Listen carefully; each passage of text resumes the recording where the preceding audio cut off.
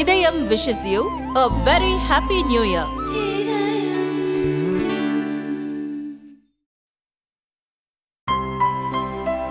இனிமே கண்ணை மூடிட்டு கடலை எண்ணெய் வாங்கலாம்.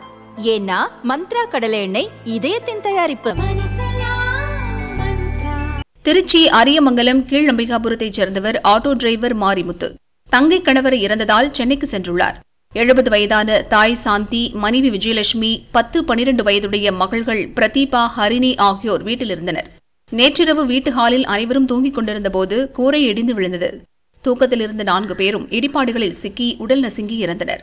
நள்ளிரவில் கூரை இடிந்ததால் யாருக்கும் தெரியவில்லை.